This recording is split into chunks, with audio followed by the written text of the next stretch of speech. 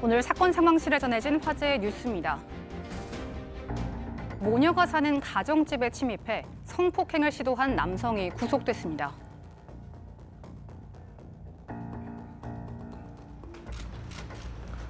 아이 있는 집 노린 거 아닙니까? 죄송합니다. 하고 싶은 말씀 없으세요? 미안합니다. 지난 10일 전자발찌를 찬 채로 집에 침입해 모녀를 성폭행하려 한 혐의를 받고 있는 50대 남성. 오늘 이 남성에 대한 영장실질심사가 광주지방법원에서 열렸습니다. 현행범으로 체포 당시 그는 미수범에 불과하다며 큰 소리치기도 했는데요. 마스크와 모자로 얼굴을 가린 채 경찰 유치장에서 법원으로 이동하면서 취재진들의 쏟아지는 질문에 죄송합니다라는 대답만 되풀이했습니다. 법원은 도주 우려가 있다며 남성에 대해 구속영장을 발부했습니다. 노량진 시장에서 수협과 옛 시장 상인 간에 주먹이 오갔습니다. 지난 10일 오전 서울 옛 노량진 수산시장. 시장 입구에서 한 무리의 사람들이 쏟아져 나오더니 서로 밀치며 나동그라집니다. 싸우는 사람과 싸움을 말리는 사람이 뒤섞여 순식간에 아수라장이 되는데요.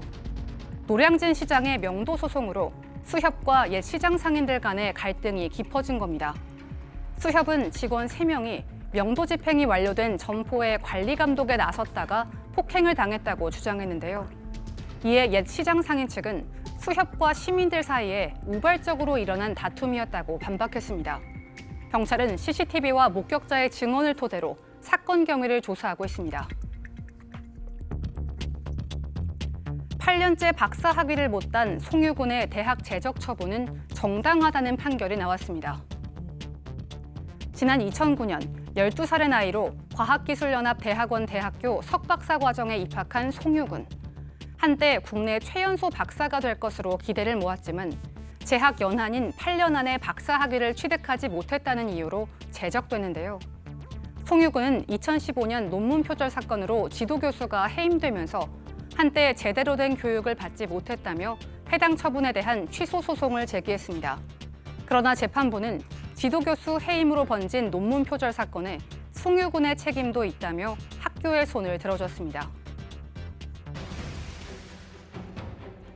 태어난 지 얼마 안 된 신생아가 쓰레기 더미로 가득 찬 헛간에서 발견됐습니다.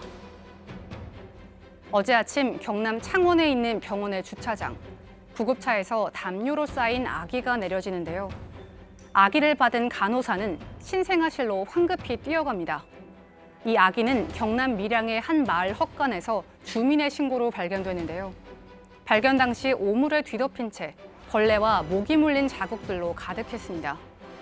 병원으로 이송된 아기는 인큐베이터 내에서 탯줄 주변의 염증과 벌레 물린 자국들을 치료 중인데요. 경찰은 아기를 유기한 사람을 찾기 위해 탐문 수사를 진행 중입니다.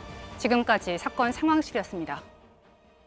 저 신생아 버려진 사진 보고 그 상처난 거 보니까 어떻게 얘기해야 될지 모르겠지만 어떻게 쓰레기 더미에서 이렇게 발견됐을까요? 그러니까 이게 엄마가 누군지 모르지만 얼마나 앞으로 저 죄를 받으려고 저런 짓을 했는지 모르겠습니다.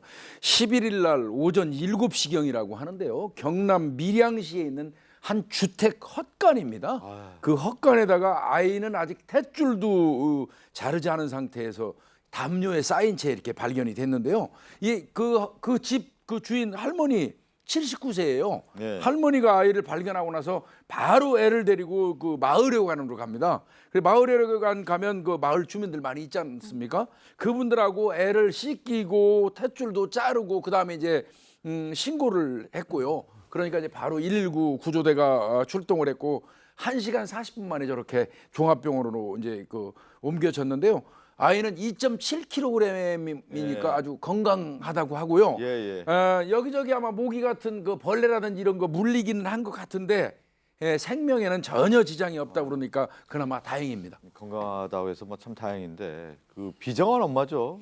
엄마 찾아야 되는 거 아닙니까? 찾아야 돼요. 네, 일단 CCTV 분석을 통해서요 동선이라든지 이걸 파악하고 있고요. 또 탐문 수사를 통해서 혹시 이런 사람 목격한 적이 있느냐, 아니면 그때 당시에 임신했던 사람이 있느냐 아마 여부들을 확인할 거고요. 또 더 나아가서 외곽까지 지금 수사할 생각이라고 하니까요. 곧 찾을 거라고 생각이 듭니다. 우리가 항상 사건 얘기하면서 생명의 어떤 소중함, 존중함에 얘기하는데 저 신생아 버렸다고 하는 거 보니까 이 엄마는 그냥 아무 생각 없이 저렇게 아이를 버렸다. 그것도 헛간에 버렸다고 하는 저 사진 하나만으로도 참 마음이 얼마나 좀 그런지 그 엄마를 꼭 찾아서 아이의 상태를 좀 보여주면 죄를 뉘우칠까라는 생각이 좀 드는데 자 그리고 다음 사건 중에 성폭력 전력이 있어서 전자발찌를 차고 있던 남성 근데 수년간 이 신상 공개 정보가 공개되지 않았습니다. 이 남성 같은 경우는 이제 성범죄 전력만 3차례가 있었다고 네. 합니다. 근데 마지막 성범죄를 쓰는 게 2010년이었고 그때 이제 5년 동안 복역을 했다고 하는데 그 이전에 2차례에 대해서는 신상 정보 공개가 안 됐었다고 해요. 네. 그 이제 뭐 미성년자 대상 범죄는 다 아니었기 때문에 그랬다고 하는데 그 이후에 좀 법이 바뀌면서 2010년에야 고지가 됐다고 하는데 근데 문제는 그렇습니다. 이게 지금 본인이 예전에 살았던 가정집이었고 그냥 무단 침입을 한 거기 때문에 이 피해를 입은 모녀 같은 경우도 고지는 받았지만 네. 예방하기는 사실상 어려웠던 상태입니다. 그러니까요.